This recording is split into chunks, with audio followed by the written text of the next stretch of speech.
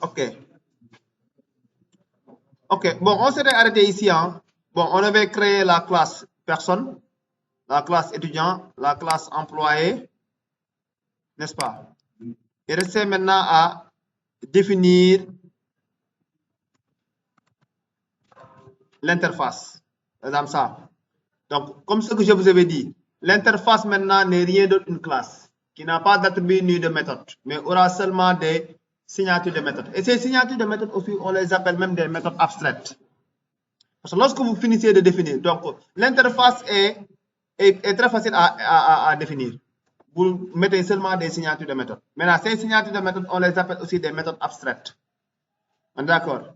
Et après avoir maintenant créé une interface doit toujours être implémentée pour que ces méthodes soient redéfinies dans les classes qui les implémentent. Et une classe qui implémente une interface, on l'appelle une classe d'implémentation.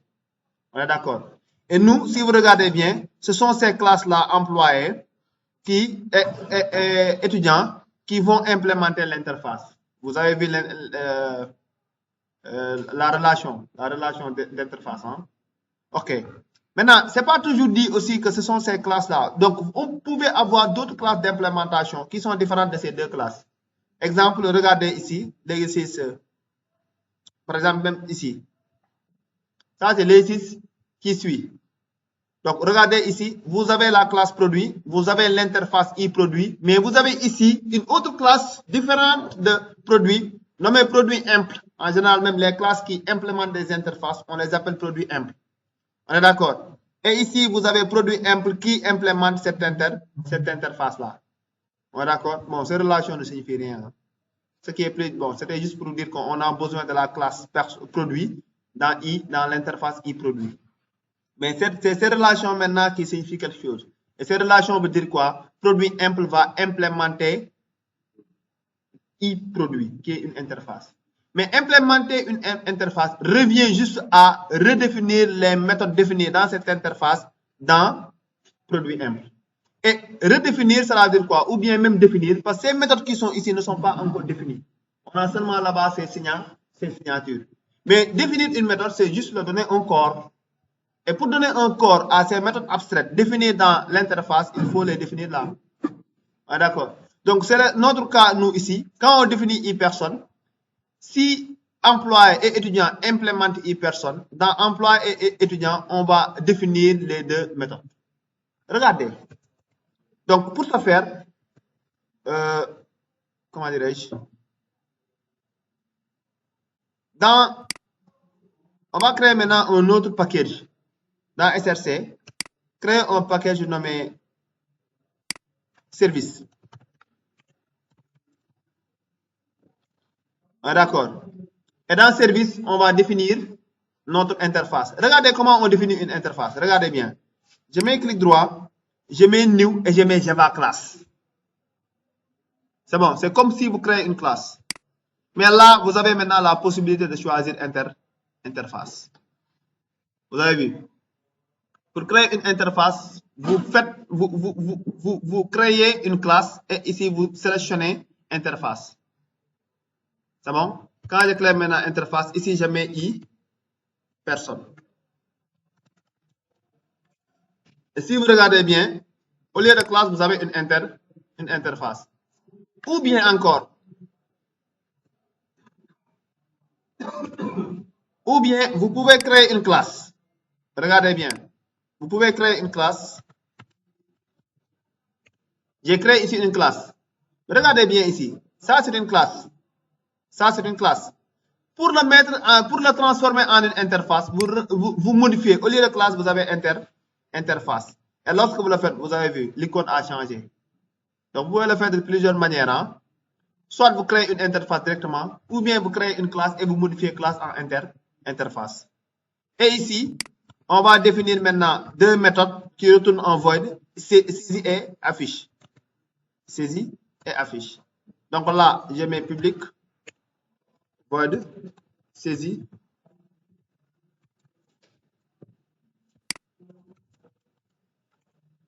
affiche. Dans l'interface, on n'a que ça. Dans une interface, on n'a que ça.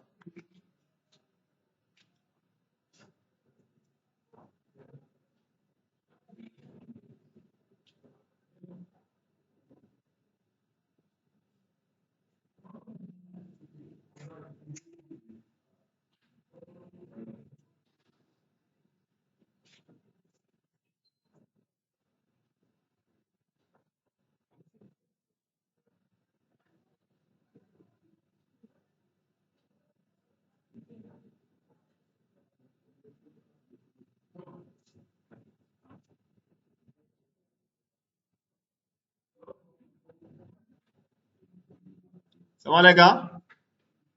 OK. Maintenant, après avoir défini l'interface, il faut que les classes employés et étudiants l'implémentent. Comment? Regardez bien, je viens au niveau de la classe employé d'abord.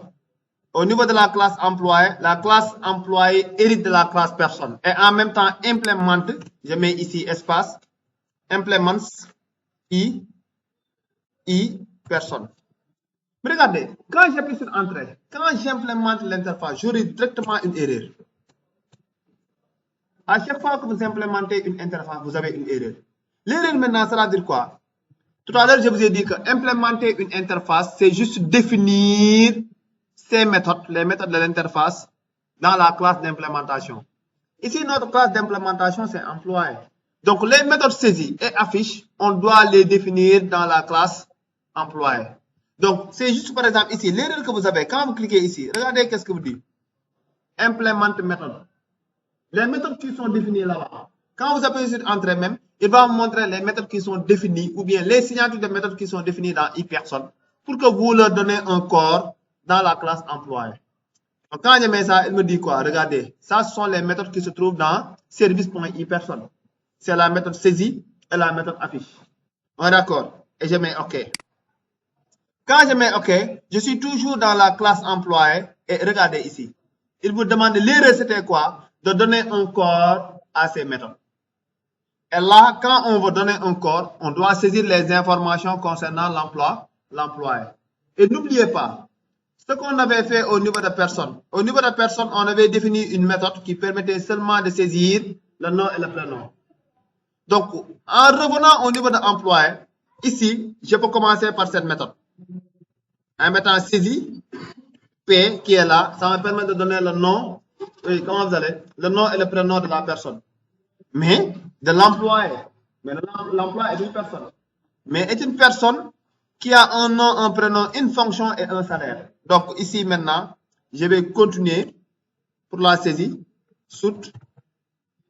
Bon, avant ça même, on a besoin de la classe scanner.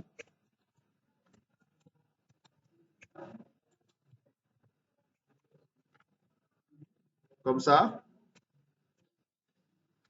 N'est-ce pas? Et là, donner la fonction. Fonction.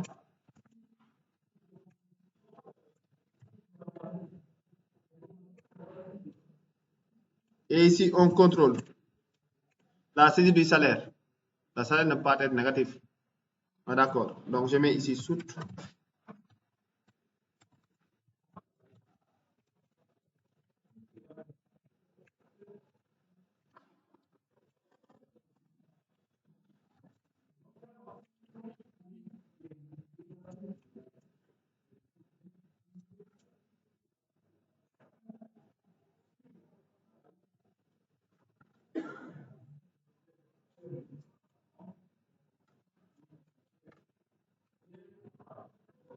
N'est-ce pas? Et ça, si vous le faites, quand vous appelez la méthode saisie, il va vous saisir le nom, le prénom, la fonction et le salaire. Ouais, d'accord? Donc, allez-y. Donc, vous, la première chose à faire pour redéfinir ces méthodes, ça, c'est pas vous qui le faites. Hein? Lorsque vous mettez implement, vous avez une erreur. Aussitôt maintenant, vous vous déplacez ici, il y a la lampe rouge. Quand vous cliquez, la première option, c'est implémenter les méthodes. Vous y cliquez, vous mettez OK. Aussitôt, vous avez les deux méthodes et vous leur donnez un corps.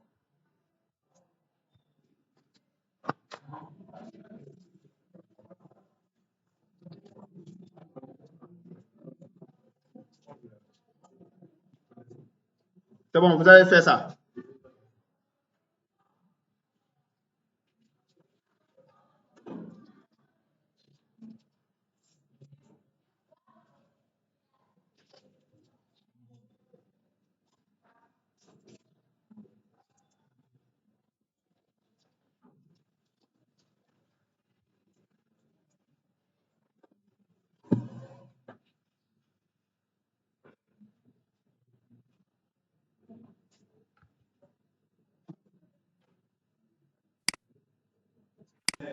Bon, on a déjà fini maintenant saisie. On passe maintenant à afficher. Bon, afficher, c'est le lien, hein, surtout. Oui. Là-bas, salaire. Moi, quand je mets grand-père, ça vient en bouche. Non, pourquoi? Non, normalement, tu ne dois pas saisir. Quand tu commences à saisir, il te montre ça. Parce que cette méthode-là a été définie dans personne. Saisie P. Vous vous rappelez de cette méthode? Vous l'appelez seulement. En l'appelant, tu ne peux pas mettre ici petit p et là-bas, tu mets grand P. Regarde bien comment tu as appelé la méthode ici. Ça, ce n'est plus un problème. Hein. On a seulement, ou bien vous n'appelez pas cette méthode, mais ici, vous allez saisir le nom, le prénom, avant de passer maintenant à la fonction et salaire. Alors qu'on a une méthode qui permet de saisir le nom et le prénom, on l'appelle seulement. On est d'accord. Si vous n'appelez pas cette méthode ici, pour l'employé, vous aurez sa fonction et son salaire seulement. Vous n'aurez pas son nom et son prénom. Et ici, pour afficher,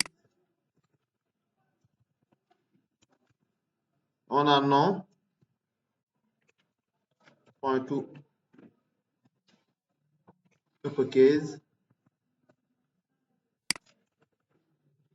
prénom.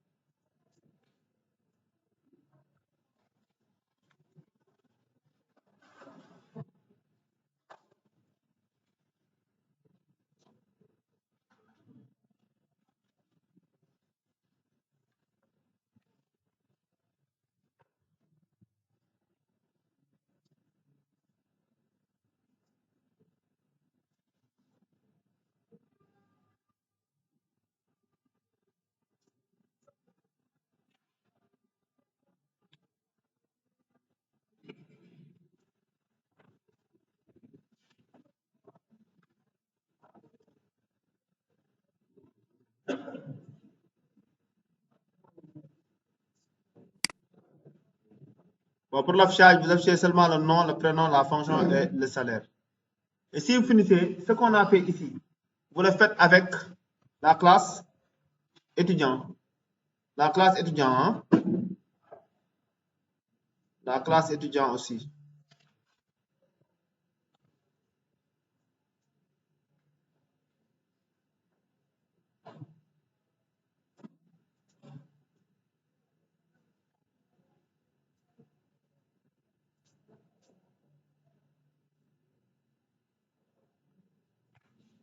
Pour l'affichage, c'est simple. Hein?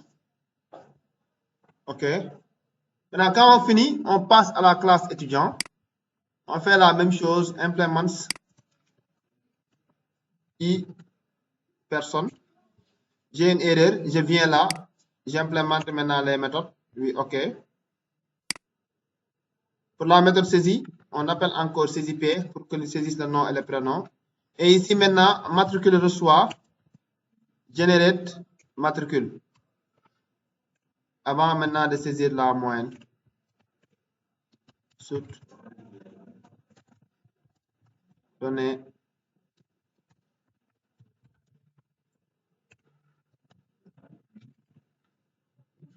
Oui. Oui, encore.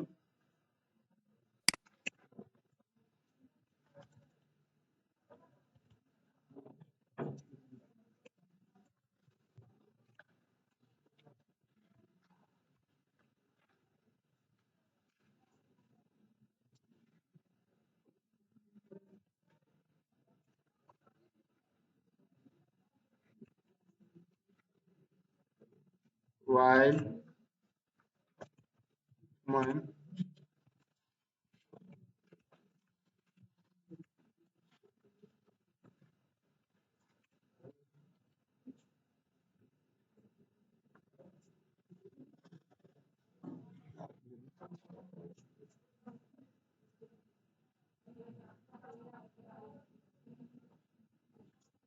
donc la matricule c'est en général.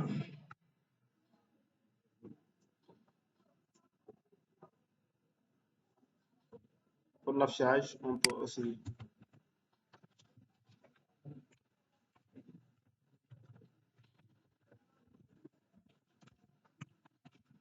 Qui est votre professeur de Python? Ah, Serge, hein, Boissy. OK.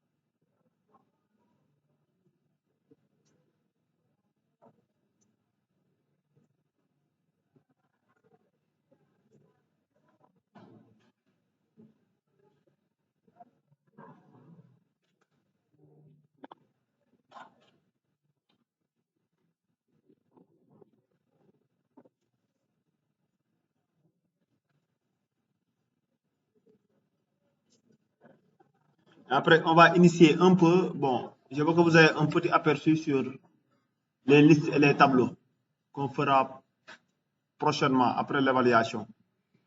Les listes et les tableaux. Mais ici, après, au niveau de la méthode main, on va essayer de créer une liste d'étudiants et un tableau d'employés. On va essayer de les manipuler, remplir les tableaux d'étudiants. Et aussi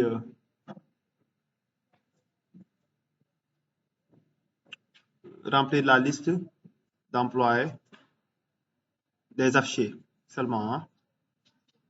On va créer 2 employés et 2 étudiants. Les 2 employés, on les met dans un tableau. Les 2 étudiants, on les met dans une liste. Donc, vous avez déjà vu les listes en Python. Ici, c'est la même chose. Cette différence, peut-être, c'est la fonction qui permet d'ajouter un élément dans la liste. En Python, vous utilisez append.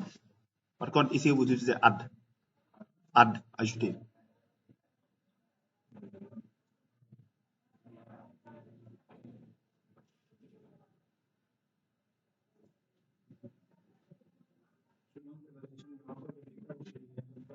Vous dites? Si, bien sûr. Pour vous, il y aura interface et héritage. Level de devoir. Les autres, je n'ai pas encore. Vous, je suis en avance par rapport à vous. Vous et les étudiants de RT et II, je vais finir aussi le projet avec eux. Donc, vous, votre devoir aura héritage et interface, plus tout ce qu'on a vu avant ici. Les autres, maintenant, auront tout sauf héritage et interface. Parce que les autres, je vais faire devoir cette semaine. Et je n'ai pas encore fait interface héritage. Normalement, c'est ce que j'avais prévu de faire avec vous. Mais la semaine passée, c'était la semaine du retour. Je ne pouvais pas venir faire une évaluation. La semaine passée aussi, fallait que je fasse quelque chose. Mais normalement, vous devez faire devoir aujourd'hui. Il n'y a que vous qui faites devoir la semaine prochaine sur les L2. Et ce n'est pas normal. Il y a un gars qui a ici des gris-gris hyper forts. Hyper fort. Je ne sais pas ce qui est. Mais amna ko ay téré fort. Ba Ahmed, après gérer ma lolu way nga dagal mako. fi tax téere yooyu ah waaw defal loolu c'est bon les gars on y va maintenant au niveau de la méthode main oui étudiant classe étudiant Il y a un import comme sur Apache Xpath. c'est pas bon tu as mal importé tu as importé quoi scanner est-ce que tu as importé scanner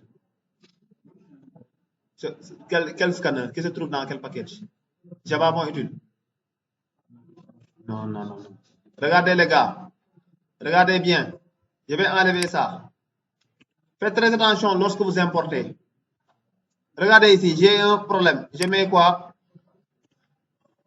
vous avez combien de scanners vous avez 3 scanners définis dans 3 packages qui sont différents moi je vous parle toujours du scanner qui se trouve dans java.util pas une autre classe scanner qui se trouve ailleurs il faut toujours que vous importez la classe se trouvant dans scanner se trouvant dans java.util ce que tu as importé n'est pas bon je regarde attends je fais ok bon on y va au niveau de la méthode main dans la méthode main maintenant ici je mets en commentaire tableau de mais bon c'est pas pour les tableaux bon on met liste rec c'est pas grave on crée une liste pour les tableaux bon après quoi so on a fait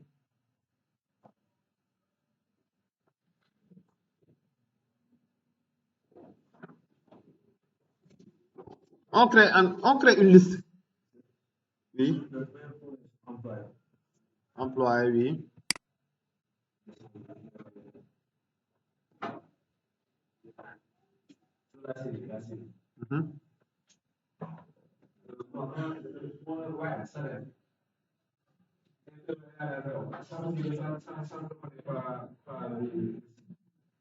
je comprends pas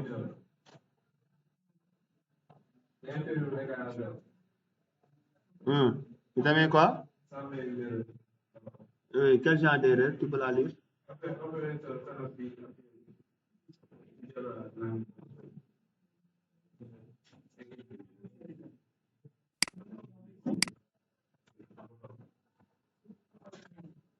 ça vous allez le gérer après hein.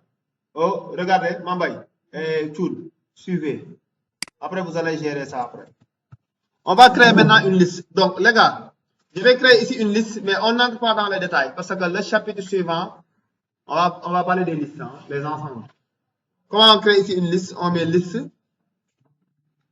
n'est-ce pas et ici on va mettre ça c'est une méthode qui est générique ou bien une interface générique et vous allez spécifier maintenant le type des éléments de cette liste on va créer une liste d'étudiants excusez-moi je mets ici étudiant je mets liste je mets new array list et c'est fini ça en commentaire je peux même mettre déclaration d'une liste d'étudiants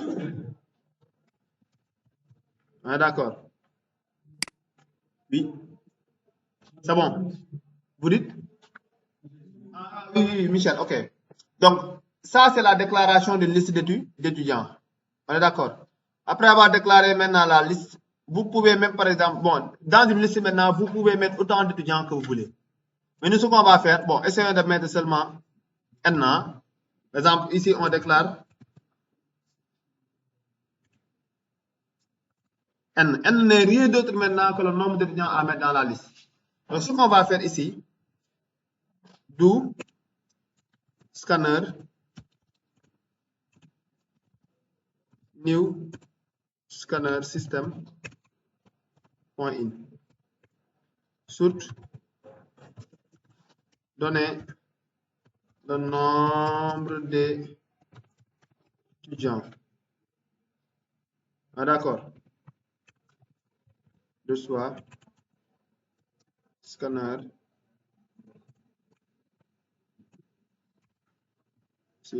while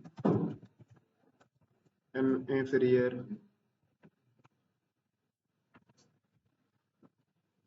Ok, donc ça, c'est le nombre d'étudiants.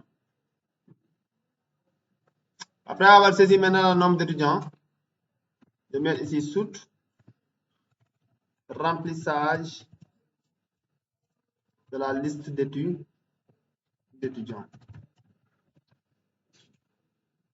For i.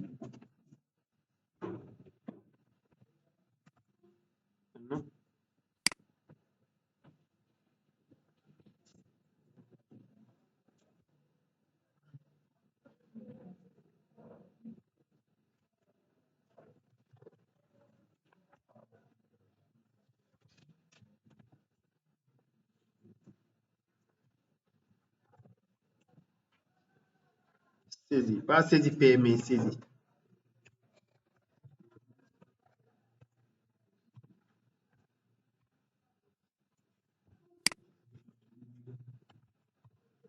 Et ça, c'est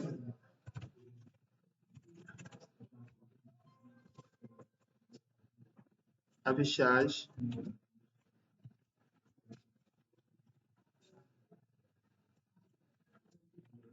étudiant.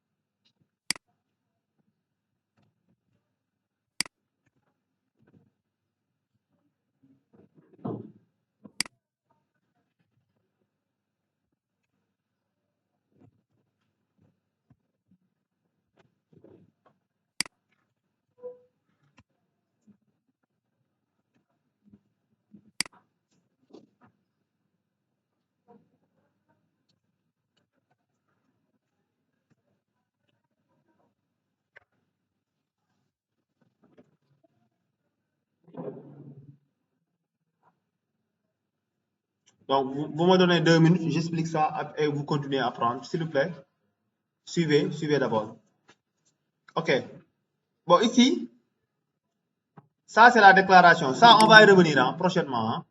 C'est bon. On va essayer de parler maintenant de l'interface liste, de la classe d'implémentation, array list, ainsi de suite. Hein. Ça, on va y revenir. Et avant ça, il faut aussi que vous sachiez qu'est-ce qu'une classe générique, ces trucs-là. Hein. Donc ça, j'ai déclaré un entier qui n'est rien d'autre que le nombre d'étudiants à placer dans la liste.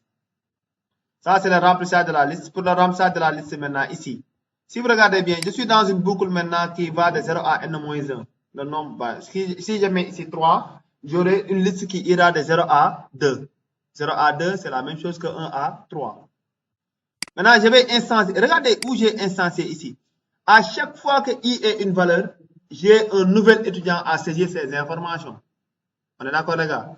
C'est pourquoi ici, il ne faut pas l'instancier en dehors de la boucle. Il faut l'instancier dans la boucle pour qu'à chaque fois que i passe à une valeur, on a une nouvelle instance de l'étudiant qui sera créée. On a un nouvel objet. Donc, je le mets ici, mais j'ai une méthode nommée saisie qui permet seulement de saisir toutes les informations concernant un étudiant. Et pour y avoir accès, on passe par l'objet ET point la méthode saisie. J'ai dit saisie, pas saisie P. Si vous mettez ET.saisie P, ça marche. Mais dans saisie P, on a seulement le nom et le prénom de l'étudiant. Vous n'aurez jamais le matricule ni la moyenne. Hein? Maintenant, pour avoir accès, pour saisir le nom, le prénom, la matricule, le matricule, excusez-moi, et la moyenne, il va falloir que vous mettez ET.saisie, pas saisie P. Maintenant, ça, saisie des infos de l'étudiant.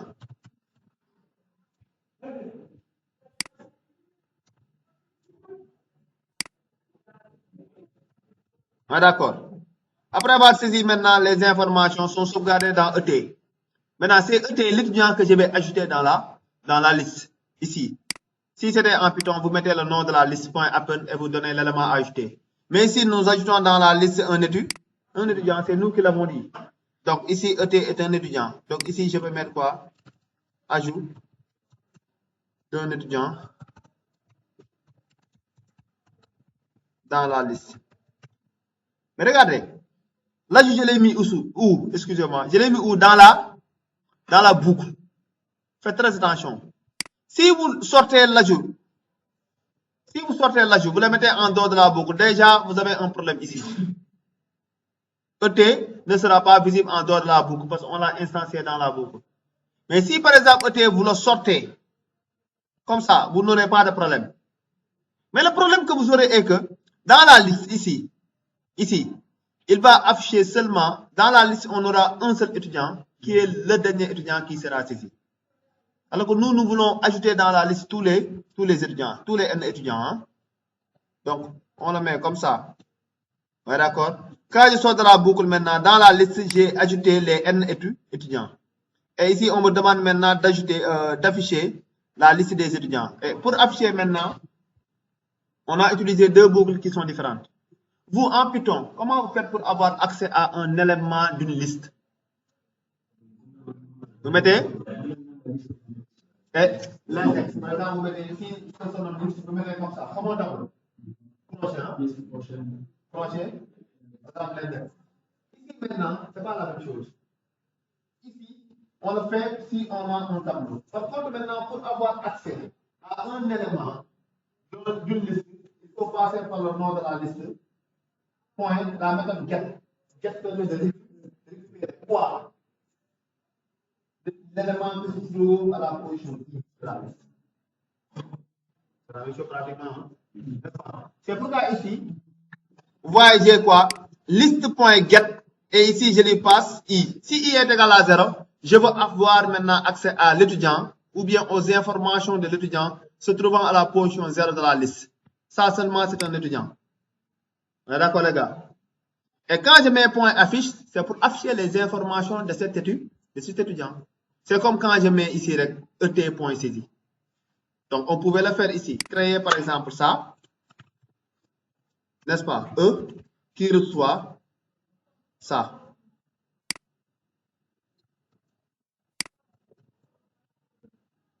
Et ici, je mets E. Ça, c'est la même chose. Je crée une variable de type étudiant qui reçoit l'étudiant ici. Et après, je mets E.affiche. Ça, on pouvait le faire aussi. D'accord. Mais bon, on laisse comme ça parce que ça, bon, ça c'est si vous utilisez la boucle indicée hein, avec I.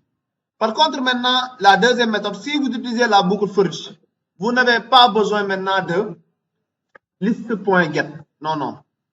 Vous avez seulement for étudiant E2.list. Vous vous rappelez de cette fonction, de cette boucle-là. Et maintenant, chaque élément de la liste sera copié dans E. Et les éléments de la liste ne sont rien d'autre que des étudiants. Donc, E est un étudiant. Et quand ici, pour afficher, je mets E.affiche tout court. Et maintenant, ici, on va afficher. On va exécuter d'abord pour vérifier si tout marche. La première chose qu'on me demande sûrement, c'est le nombre d'étudiants. N'est-ce pas? Le nombre d'étudiants ici, je mets 2. Remplissage de la liste d'étudiants. Non, je mets par exemple sec. Je mets modou. Moyenne, je mets par exemple 23. Ah. C'est normal, on a contrôlé la moyenne. J'ai fait exprès de mettre 23. Donc, je mets 12. Ça marche. Hein? Vous pouvez même, par exemple, aller un peu plus loin en donnant maintenant le numéro même des étudiants que vous saisissez. Étudiant 1, étudiant 2. Ça, vous pouvez le faire. Et on va le faire tout de suite. Hein? Donc, ça, c'est... Non, je mets par exemple Fall. Je mets Moussa. Et la moyenne, je mets par exemple 14. Et quand on le fait, ici, regardez, affichage de la liste des étudiants. L'étudiant nommé Moudou-Sec, moins 12. Son matricule, c'est ET. C'est comme ça, ça marche. Hein? Et l'autre aussi, c'est... Ouais, d'accord. Maintenant, vous l'avez 2 fois. Hein? Je pense bien, ou bien? Oui, on l'a deux fois. C'est normal parce que j'ai affiché deux fois. Hein. Ça, c'est l'affichage avec for i, l'autre c'est for each. Mais bon, je voulais vous montrer les deux, mais vous allez commenter l'une. Hein. Maintenant, ici, pour spécifier un peu, vous pouvez même, par exemple, là, à la saisie, ici. À la saisie, vous pouvez mettre soute et vous mettez étudiant i. Mais ici, vous mettez i plus 1. Parce que j'ai commencé par 0, hein? N'est-ce pas? Et après, vous commentez, je peux commenter ça.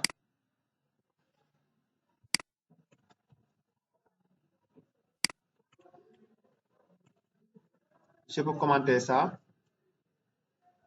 On peut même, par exemple, ici, afficher encore, hein, copier, par exemple, ça. Je vous ai pas montré aussi autre chose. Ici, list.size. Vous donnez la taille de la liste. En Python, vous faites quoi? List point ou bien compte de liste. Len de liste. Donc là-bas, vous mettez compte, c'est en PHP. Hein? Len de liste. Au moins, vous avez déjà fait Python. C'est pour ça que je vous demande. Vous avez déjà fait Python. Là, même pas le cours de Python. Donc, len, c'est la longueur. Hein? Si c'est en PHP, vous utilisez compte ou bien size. Je vous donner le nom de la liste pour tableau. Mais ici, nous, c'est liste.size. Si c'était un tableau, vous mettez tab.length. D'accord. Length, c'est argent. D'accord. Donc, liste.size nous donne seulement le nombre d'éléments qui se trouvent dans la liste. D'accord. Quand on fait ça maintenant et qu'on exécute,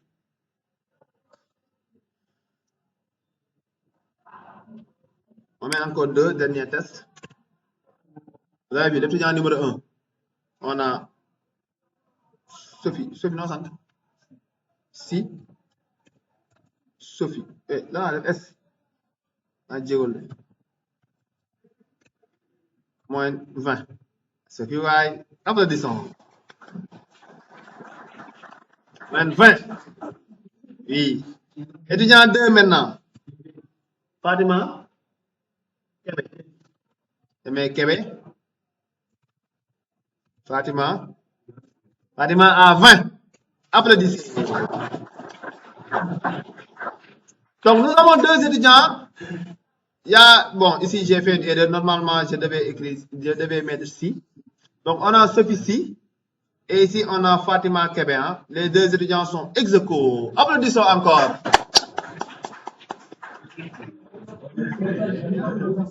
Ok, les gars. Bon, on a fini cette TP. Donc, vous, qu'est-ce que vous allez essayer de faire chez vous? Ce que j'ai fait avec une liste d'étudiants, vous allez essayer de le faire avec une liste d'employés. Ah, d'accord. Bon, on peut arrêter ici.